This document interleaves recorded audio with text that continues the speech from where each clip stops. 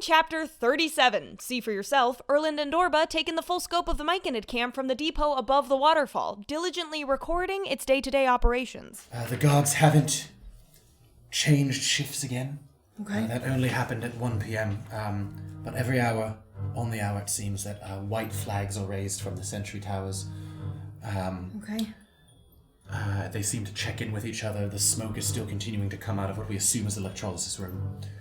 Okay. And they're beginning to prepare some sort of shipment at the loading docks. During their 6 hours of scouting, they sneakily eavesdrop on 2 employees conversing on the depot's roof deck, talking about where the shipments from the camp are headed. Regular shipment goes out in about an hour or so.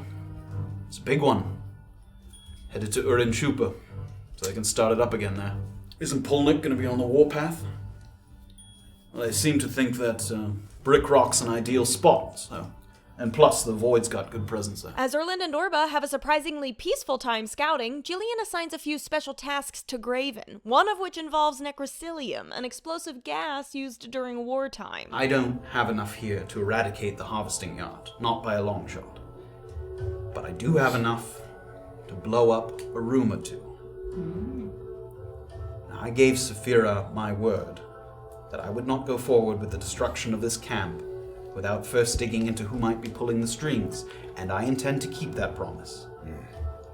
But I always have a contingency plan. You're going to be a part of the team that makes their way to the electrolysis lab. If you manage to get inside, I'd like you to hide 2 of these canisters as best you can inside the lab. She also wants to take the idle time waiting for nightfall to assemble a series of ropes running beneath the catwalk across the waterfall, so the team can traverse the lake quickly and unnoticed later on. We're going to tie 1 rope between the 2 of us at the waist, and we wade 1 at a time between the beams. Your turn! Next pole! But as Graven reaches out to a nearby pillar to secure the rope, he finds a nest of snakes instead.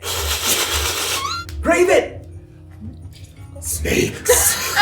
Meanwhile, Beezaura and Safira find themselves in a different kind of pickle when a black lion necromancer revives the bear Safira just defeated, creating 1 reanimated bear as well as a spirit bear, one that very much resembles the wolf that's fused to Safira's bow. The bears begin to fight.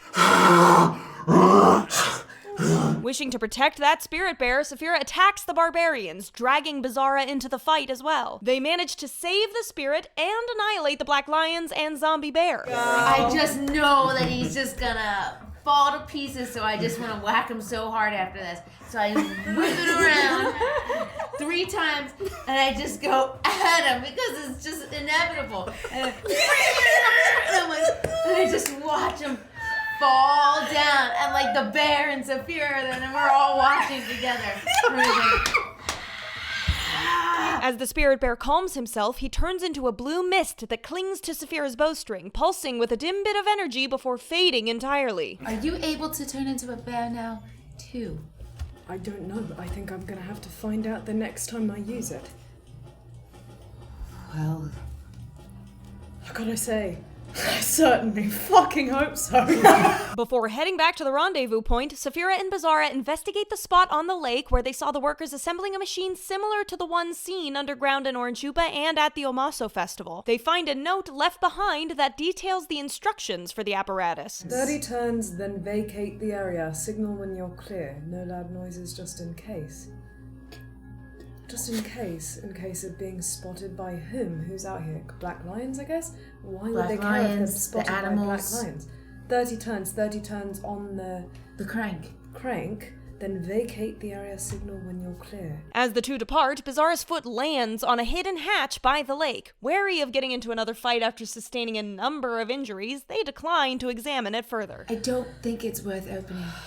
No, look, Now that we know it's here, we know it's here. I think you're right. I think we have to head back. Otherwise, we risk completely bungling this whole thing. I think we take note of it and leave. You guys turn? Yeah, we head Start out. to scamper down the shoreline. And that's where we're going to end for today. Come on! I was not opening that hatch. Will Safira be able to turn into a bear? Can Graven and Jillian destroy a bunch of snakes while stuck between a camp guard and a waterfall? What would Beezaura and Safira have uncovered had they opened that hatch? Find out next time on Tabletop Notch.